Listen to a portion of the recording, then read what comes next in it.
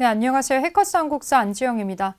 해커스 한국사 능력 검정 시험 한 권 합격 심화편. 지난번에 유네스코 세계문화유산에 대해서 이론적인 부분을 봤었는데 실제 기출문제 어떻게 나오는지 문제로 정리해 보겠습니다. 네, 1번 문제부터 살펴볼게요.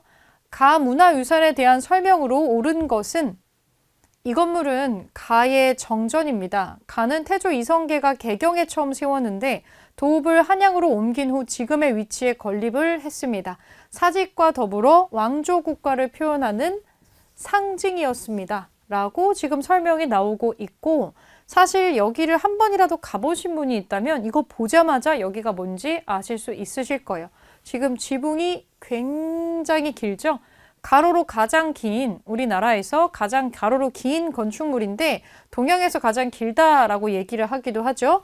이거는 종묘죠. 특히 종묘에 현재 지금 정전에 대한 사진이 나왔다라고 보시면 되겠습니다. 그래서 종묘하고 사직을 묶어가지고 사극에서 보면 전하 종묘 사직을 보존하소서 이런 말을 들어본 적이 있으실 텐데 이거는 그만큼 왕조 국가를 유교 국가에서 표현하는 상징이었다라고 보시면 됩니다. 자, 종묘에 대한 내용으로 맞는 것을 고르면 되겠네요.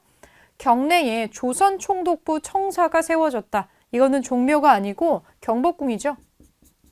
경복궁 한복판에 조선 총독부 청사가 일제강점기 때 세워졌었습니다. 그래서 쭉 유지가 되다가 1995년이 되어서야 이 총독부 청사를 철거를 하고 지금은 다 복원을 해가지고 거기에 우리 건물들이 들어가 있죠. 이건 경복궁이고요.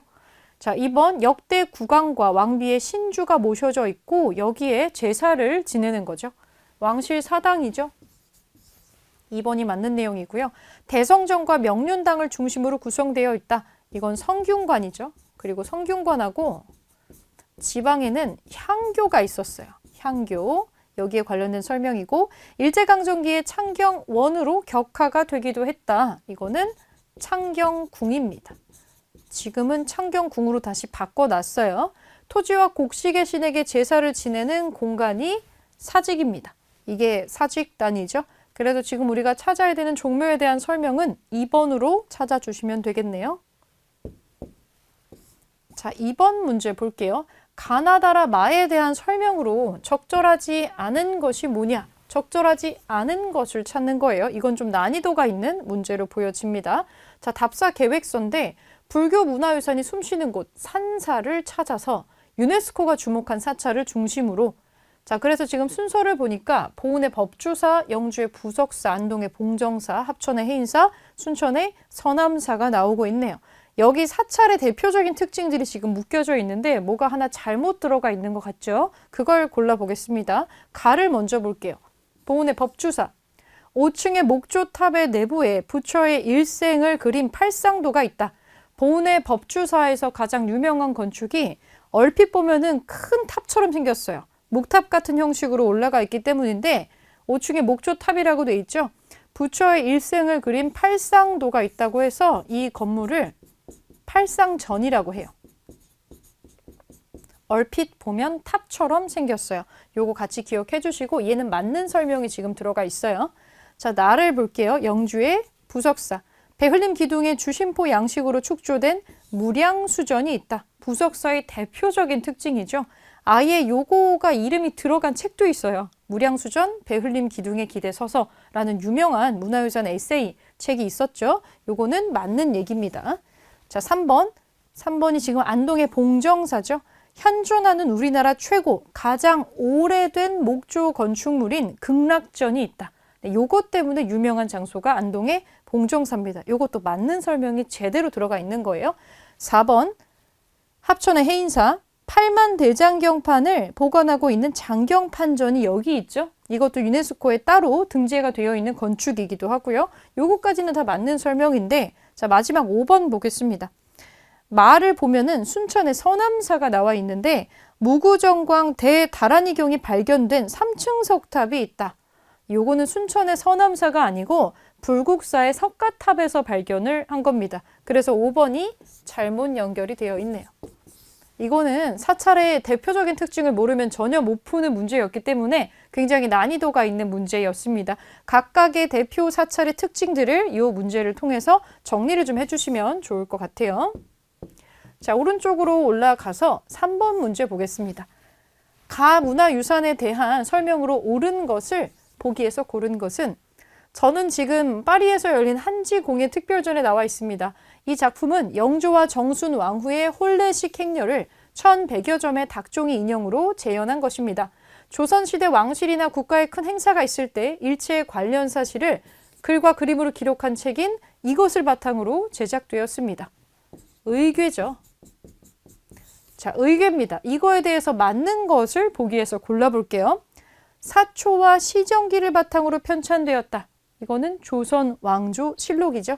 아니네요. 기억 들어가는 거 다 지워버리시고 연대손으로 기록하는 편년체로 구성되었다. 마찬가지로 실록에 대한 설명입니다.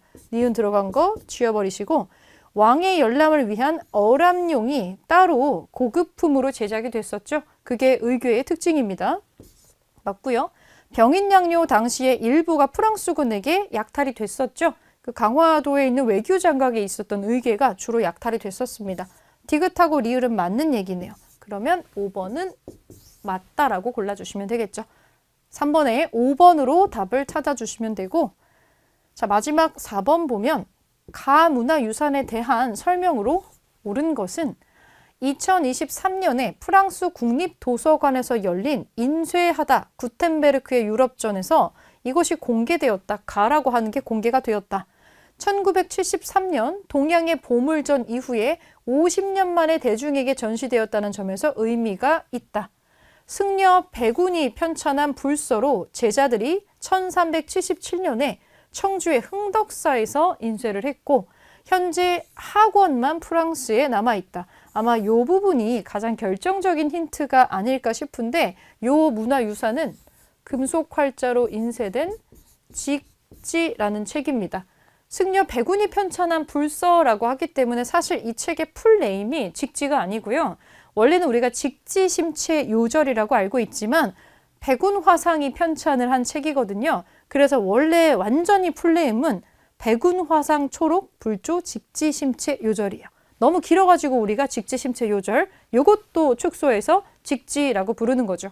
본래 상검과 학원이 있었던 것 같은데 현재 학원만 남아 있습니다. 프랑스에 이제 보존이 되어 있죠.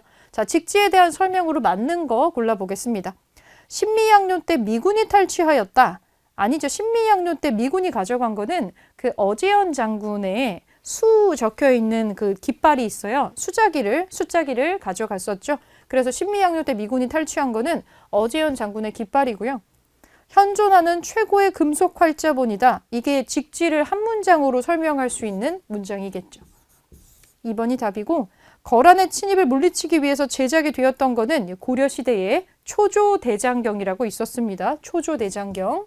장영실과 이천 등이 제작한 활자로 인쇄를 했었던 거는 동국정운 같은 책들이 있어요. 이것도 조선시대 사람들이죠.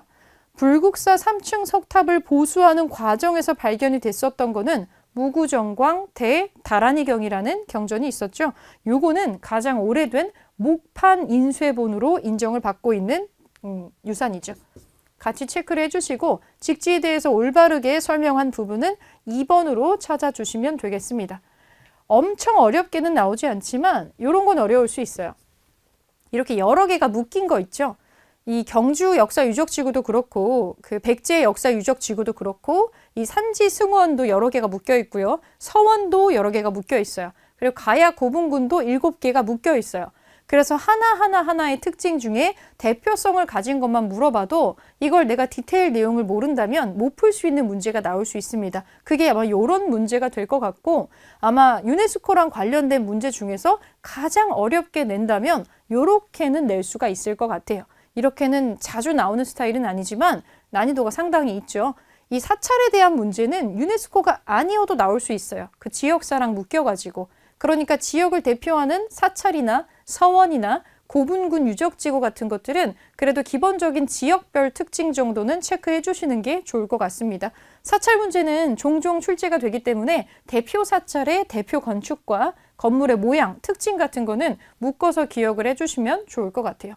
지금 4문제 정도로 정리를 해봤는데 이 부분은 새롭게 나오는 부분들이 적용되는 케이스가 많이 있어서 여러분들이 뉴스나 시사 상식 같은 거를 좀 짬짬이 챙겨보시면서 우리 문화유산이 세계에 다시 새롭게 알려준 게 뭐가 있는지, 유네스코 등재로 새롭게 올라간 게 뭐가 있는지를 꼼꼼하게 살펴보시면서 체크해 주시면 좋을 것 같습니다. 네, 여기까지 문제풀이 마무리하도록 하겠습니다.